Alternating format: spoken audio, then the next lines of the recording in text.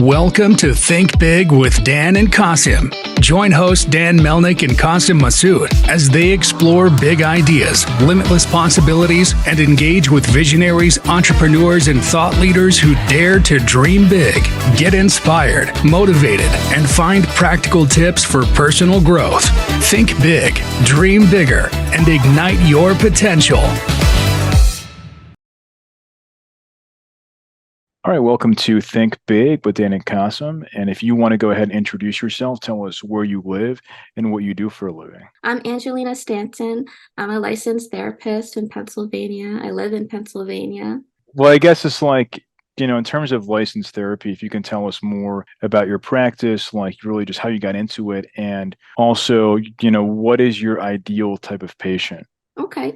Yeah, so I went to got my bachelor's degree in psychology, and then I got my master's in clinical mental health counseling from Wilmington University. And I decided I wanted to be a mental health therapist. And, I work with a variety of different populations. I specialize in children and young adults who are going through just starting out in life, young adulthood, or their careers, or they're going through college. But I do have a lot of years of experience working with all different age groups and levels and mental health disorders and symptoms. Makes sense. Like, I guess, like, what made you want to get into it in the first place? Obviously, it's, can be a very challenging profession and it's not for everybody. So can you just, share more about that? Yeah. Well, I remember all the way back when I was in middle school, and I really loved my school counselor. Her name was Angela Burley, I remember, and I looked up to her. She would come to school every day. She would wear a suit. She just seemed like she had her own office. She just seemed like a really powerful, independent woman, and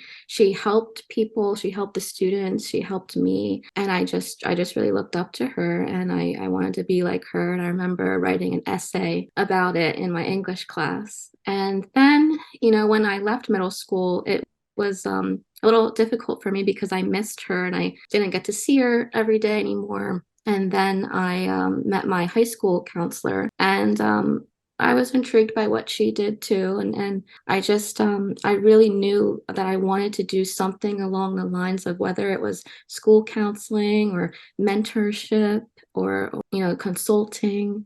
I wanted to have my own practice or my own office, and I wanted to just be able to set my own hours, but also I wanted to do something to give back to others as well, and to do something that could help somebody else. Makes sense. So I guess, like, for you to go and, have your own office, I mean, what does that look like? I'm sure you didn't start out, having your own business. So what does that look like now compared to where you were when you first started? So ideally having my own office, I pictured actually having the physical location, which I have. I have worked in many offices through other jobs, but right now for my own practice, I am strictly virtual right now until I can open up my own location. And apologies, I'm losing my voice a little bit. No worries, no worries.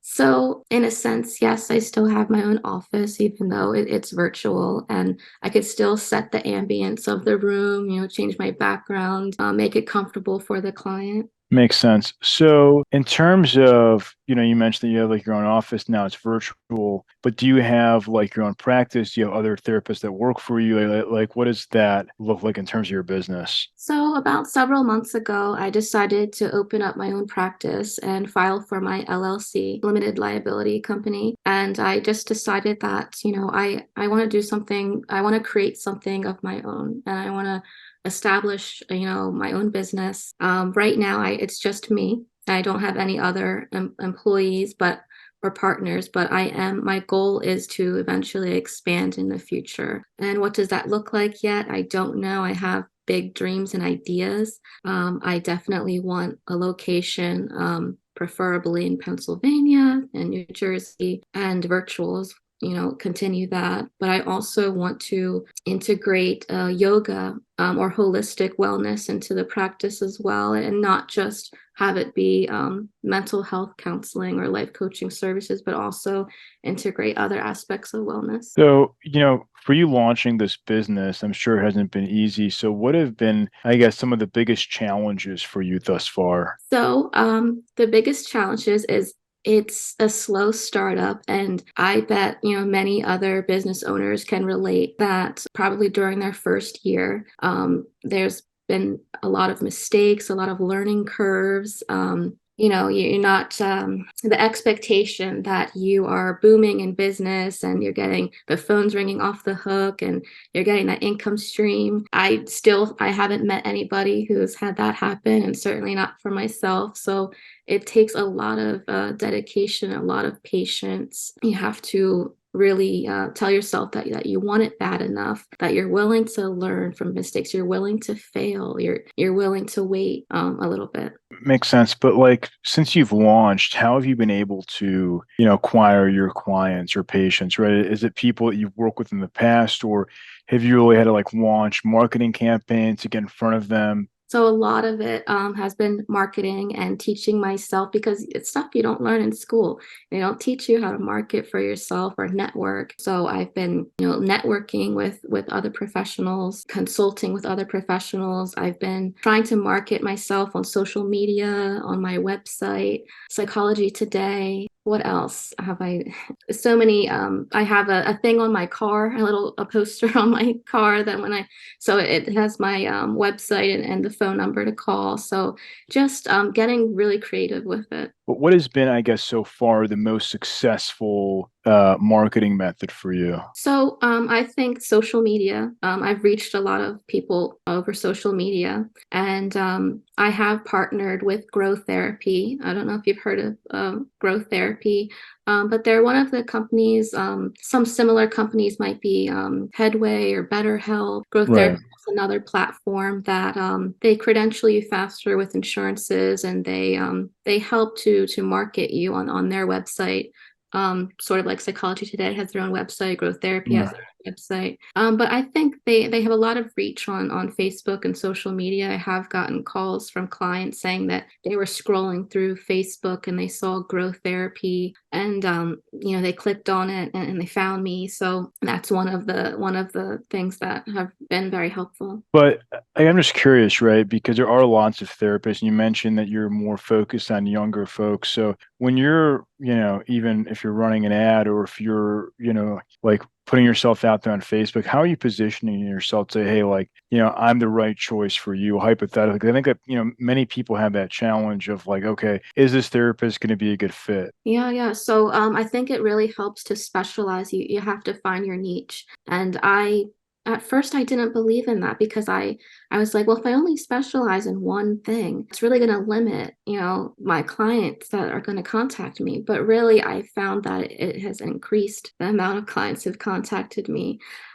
Because although I market myself like, hello, I'm Angelina, I'm a licensed therapist in the state, I specialize in X, Y, and Z. Although I do have a lot of years of experience treating variety disorders, so I put that out there. But yes, I specialize in something, but I also have a wide range of experience as well. Makes sense. So essentially, that you just have this angle of your specialization and your experience, and that way, people, when they're scrolling through Facebook, as an example, can see that you're have these years of experience, that you focus on this niche, and that you would hypothetically be a good fit for them. Correct? Yeah, correct. Awesome. So, in terms of your business, what would you say is the role of things like AI or even technology when it comes to it?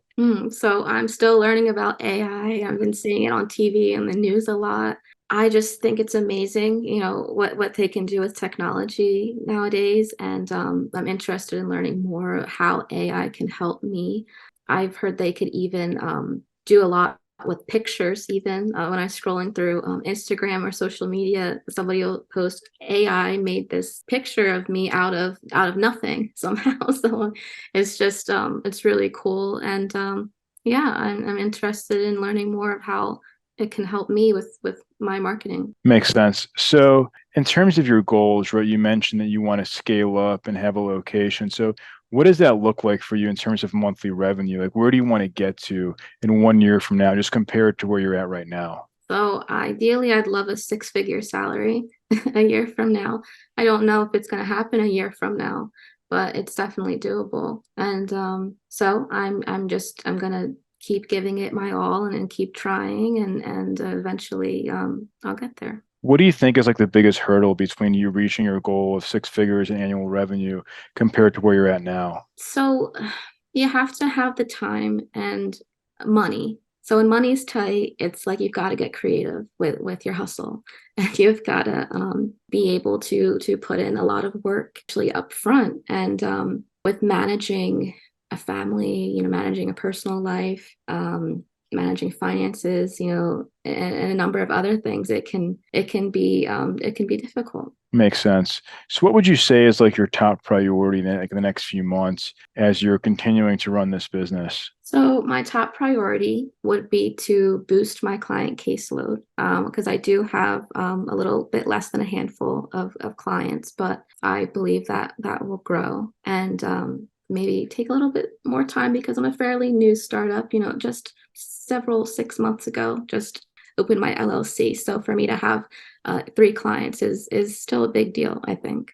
That's awesome. So, like, what would you say is the one biggest piece of advice that you wish you knew before you started this business?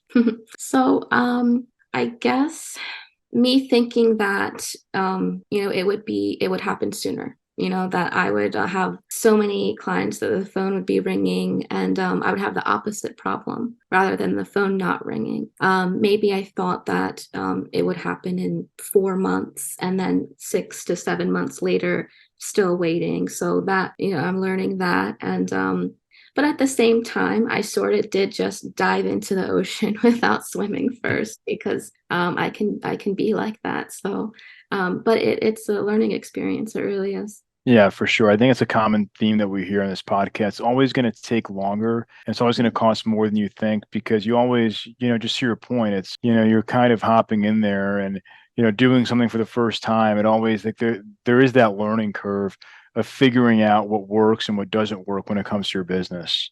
Yeah, yeah, absolutely. So if we're going to have this conversation again in 1 year from now, where do you see things going for the business? I really would love at least one physical location with my sign, my practice name on the front of it. So I don't want to be sharing a office with somebody. I want to actually my space, and I do want to have more than a handful of clients, maybe 2 handfuls or 3.